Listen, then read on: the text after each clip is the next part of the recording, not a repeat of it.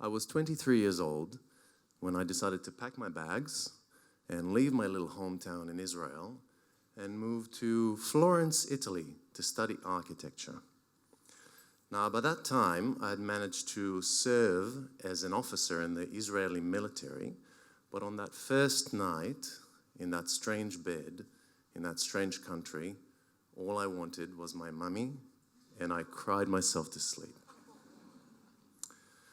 The next morning, when I woke up and left into the city and saw the city of Florence for the first time in my life, I just knew that the next few years are going to be the most beautiful years of my life, because I walked and witnessed the Renaissance palaces and the Gothic cathedrals, and most importantly, hot chicks everywhere. There were Italians and thousands of tourists as far as the eye could see. I was home. But first things first, I needed to learn Italian because I didn't speak a word of it, and the exams to enter the university were 4 months away. Fuck. Cazzo. But it turned out all right. I actually passed the exam and I enrolled at the university and started studying, and things were going well. I was on the right track. I was working 2 jobs because I needed to support myself there. One job was at a small hotel as a receptionist, and another one as a bartender in the biggest, wildest nightclub in Florence. It was incidentally owned by the local mafia, but that's a different story. I had a bunch of good friends. There was Nir, who was studying animation, and he just walked and talked like a cartoon, so it was absolutely perfect. There was another friend who was studying to be a medical doctor. His favorite pastime in the heat of the summer in Florence was to lie on the grass in the sun with an intravenous fluid bag plugged into his vein, straight out of the freezer, filled with vodka. So next time you go to the doctor. And there was, of course, my dear friend Salit, who looked a little bit like Amy Winehouse and drank a little bit like Amy Winehouse as well. But the two of us were very, very close. We would kill for one another. So good friends. I found myself a small apartment, very old apartment, and I'm not talking 60s old apartment. I'm talking more like 1600 old apartment. It was on a first floor in a building with 5 levels above me. And right directly above me lived an old lady called Maria. Now, Maria must have been 100 years old. And she used to walk, just stomp on the ground, well, above me, above my head. And every time she saw me, she tried to kiss me. Every time.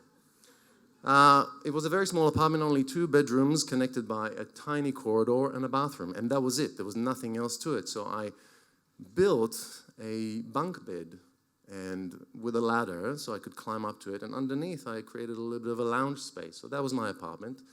The floor was on such a rake in the apartment that if you dropped the ball in my room, it would just roll and speed to the second bedroom.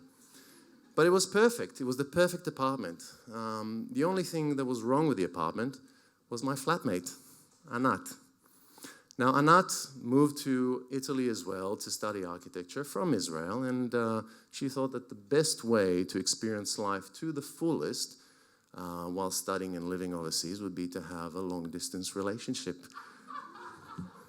So while the rest of us were going out and having fun and working 2 jobs and meeting new people, Anat would sit at home, look out the window, longing, while listening to on repeat to Evanescence. So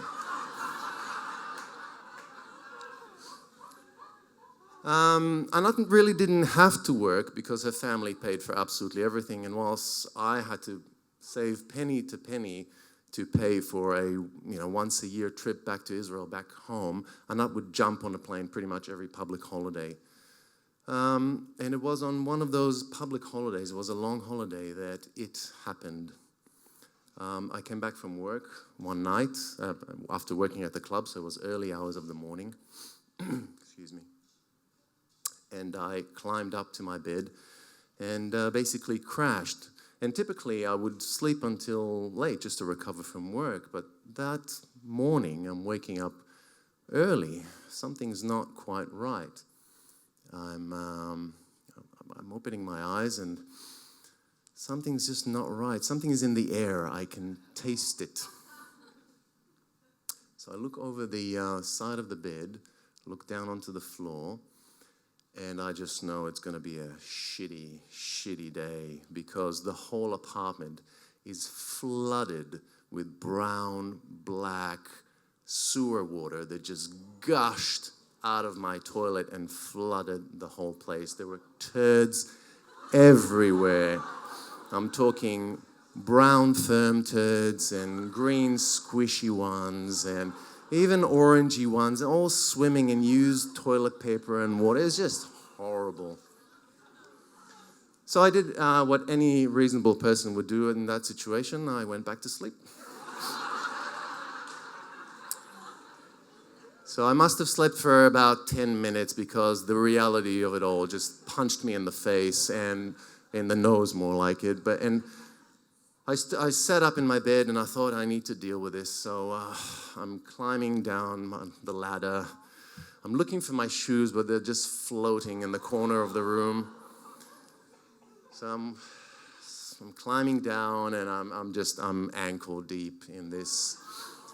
And I'm on the way to grab the squidgy to start working. My feet are touching all the colors of the rainbow. And look, I'm thinking to myself, I'm starting to pull the water and dragging it out, and I'm making progress. I really am. I mean, halfway through, and the only way for the water to go is out the door and down the stairs and onto the street. And I'm doing it, and all of a sudden I'm hearing this noise. It's a bubbling noise. And I'm running to the bathroom, and to my horror, the toilet is just spitting out more and more shit, and I'm begging for it to stop. And I'm realizing that the pipe below me is blocked. So as long as my neighbors upstairs are flushing their toilets, it's all coming out in here.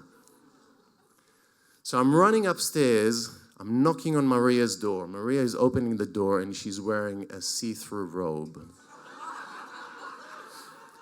I lean in and I say softly to her, per favore, non tirare lo sciacquone perché la tua merda sta allagando il mio appartamento. Which means, please don't flush your toilet. Your shit is flooding my apartment.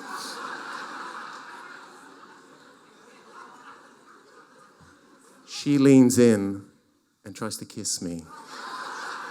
So I slip away, I run upstairs, every single level, and I'm begging some neighbors I've never met in my life to please don't flush your morning creations.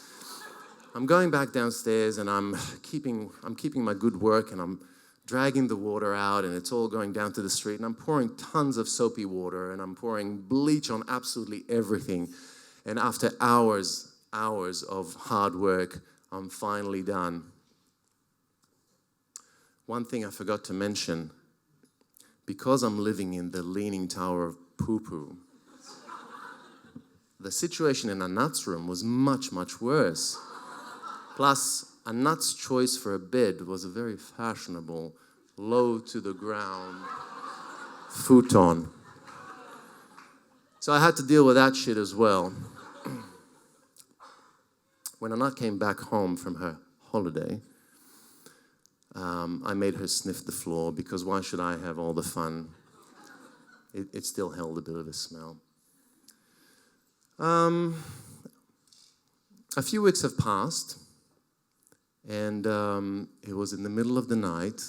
It was 1 a.m. and I'm awakened all of a sudden by the sound of a thumping noise on my window. So I climb down from the bed and I go to the window and I open the large wooden shutters, and then I open the glazed window, and outside in the Florentine street is standing my dear friend Salit, and she's holding in her hand a snowball. And the scene around her was absolutely breathtaking. The entire city of Florence had been covered in beautiful white snow overnight. It was a 1-in-7-year event.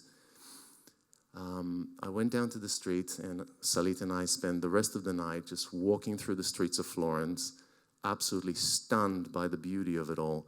We walked past Gothic cathedrals covered in white and Renaissance palaces covered in white, and we felt it was the most beautiful night in the entire world. We bumped into people who were just like us, just walking around stunned. I could barely hold the tears back of joy and awe. And I felt incredibly grateful to have such a dear friend that would wake me up in the dead of night to show me that after everything gets covered in shit, sometimes everything can also get covered in beautiful white snow. And I'll tell you, I'd take a snowstorm over a shitstorm any day of the week. Thank you.